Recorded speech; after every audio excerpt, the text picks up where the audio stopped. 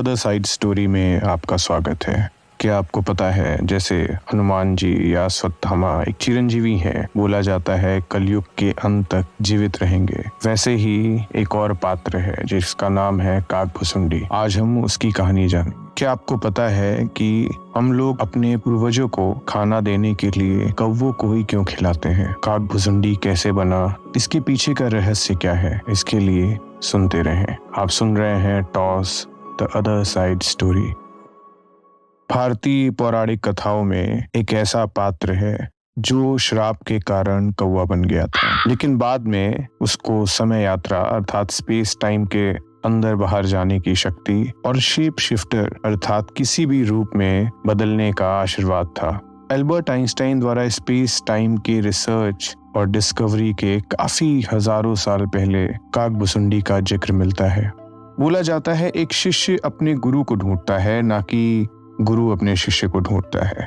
बात काफी साल पहले अयोध्या की है। एक गुरु जिसको एक शिष्य मिला जो कि अत्यंत ज्ञानी था। उसके श्लोक और तर्क उसके जबान पे रहते थे, पर उसके साथ समस्या थी कि वो बहुत अहंकारी था। उसका मानना था कि शिव ही एक भगवान है और शिव के सामने कुछ नहीं। पर उसके गुरुजी उसको बोलते थे राम और शिव दोनों भगवान हैं, दोनों की प्रार्थना किया करो। पर वो शिव के आगे किसी को नहीं समझता था। गुरु समझते थे क्योंकि है तो ज्ञानी, देर सवेर उसको अपने बचपने का एहसास होगा, पर इसके साथ बने रहना बहुत आवश्यक है। एक दिन युवक शिव मंदिर में बैठकर ध्यान लगा रहा था। एक दिन किसी बात पे उसकी किसी से कहा सुनी हो गई अपने घर में और वो अपने घर से निकल गया। उसकी गुरुजी संध्या के वक्त उसे उसके घर में ढूंढने गए। वो घर पे मिला नहीं तो उन्हें अंदाजा था कि वो शिव मंदिर में बैठकर सरयू तट के किनारे ध्यान लगा रहा होगा। वो वहां गए। युवक को एहसास था कि उसके गुरु आ गए हैं, पर अपने ध्यान के घमंड में और शिव जी के पास होने के एहसास के नाते उसने अपने गुरु के आने का कोई मान नहीं रखा।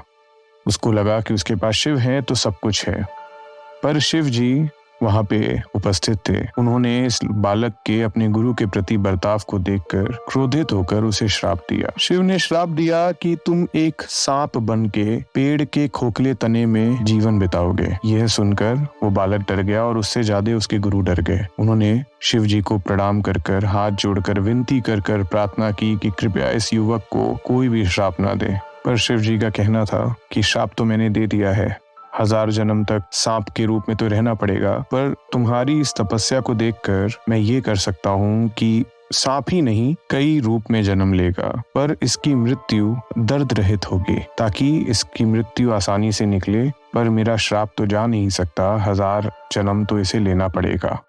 हजारों जन्म के बाद 1000वां जन्म उसका एक ब्राह्मण घर में हुआ और उसका नाम भुसुंडी रखा गया। वो इस रूप में सिर्फ राम नाम का ही जाप करना शुरू कर दिया। उसको राम के अलावा कुछ नहीं भाता था। उसके अंदर कुछ बदल चुका था इस 1000 जन्मों के बीच में।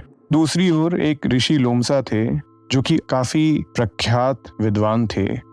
उनसे विद्या लेने जगह जगह से धरती के चारों ओर से विद्यार्थी आते थे ताकि वो अपने विद्यार्थी के रूप में उनको स्वीकार करें। भुसुंडी भी वहां जा पहुंचा। उनसे राम के बारे में तमाम ज्ञान लिया, राम की कथाएं सुनी, राम की हर बात जानी। उसके गुरु ऋषि तोमसा जब अलग बात बताते तो फिर भी कहता नहीं, मुझे जानना तो सिर्फ राम के बारे में है, क्योंकि राम के अलावा कुछ है ही नहीं। उसकी जिद से ऋषि तोमसा आंख बबूला हो गए और ऋषि तमसा क्रोधित होकर उसको एक कौवा रूप का रहने का श्राप दे दिया। उन्होंने श्राप दिया कि वो एक कौवा बन के रहेगा और हजारों साल तक वो कौवा बन के रहेगा, जिसको कभी मृत्यु की प्राप्ति नहीं होगी और वो कलयुग के अंत तक उसी रूप में रहेगा। पर इस बार ये बालक जिस शरीर में जन्म लिया, हजारों जन्मों के बाद इसके अंदर काफी परिवर्तन आ गया था। उसने इसको स्वीकार किया, ऋषि तमसा को प्रणाम किया और वहां से उड़ के चला गया। ऋषि तमसा उसके जाने के बाद जब क्रोध शांत किए तो उन्हें एहसास हुआ उन्होंने कितना पाप कर दिया। ये बालक तो राम के प्रति बस प्रेम करता था। उन्होंने फिर उसको ढूंढा और ढूंढ के राम की जितनी कथाएं जानते थे, जितनी बातें जानते थे, उस काकभुसुंडी को सुनाना शुरू किया। बोला जाता है कि काकभूषुंडी को इच्छा मृत्यु प्राप्त थी और वो जगह जगह घूम घूम कर राम कथाएं सुनाया करते थे। वाल्मीकि के पहले गिद्धराज गरुड़ को काकभूषुंडी ने ही राम कथा सुनाई थी। इसी रूप में वो शिव जी से भी मिले थे और शिव जी से भी उन्होंने राम कथा सुनी थी। गरुड़ की भी काकभूषुंडी से कहानी सुनने की एक काफी मजेदार कहानी है। बोला जाता है कि जब रावण के पुत्र मेघनाथ ने श्री राम जी से युद्ध करते हुए श्री राम जी को नागपाश में बांध दिया था, तब देवर्षि नारद के कहने पर गिद्धराज गरुड़ जी ने नागपाश के समस्त नागों को खाकर श्री राम को नागपाश के बंधन से मुक्त कर दिया था। पर भगवान राम के इस तरह नागपाश में बंध जाने पर गरुड़ जी को संदेह हो गया था कि क्या श्री राम भगवान है कि नहीं। गरुड़ जी का संदेह दूर करने के लिए नारद जी ने उन्हें ब्रह्मा जी के पास भेजा और ब्रह्मा जी ने उन्हें शंकर जी के पास भेजा। भगवान शंकर ने गरुड़ जी की बात ध्यान से सुनी और उनका संदेह मिटाने के लिए उन्होंने काकभूषुंडी के पास भेजा। बोला जाता है कि काकभूषुंडी किसी भी स्पेस और टाइम, किसी भी आयाम में जा सकते थे।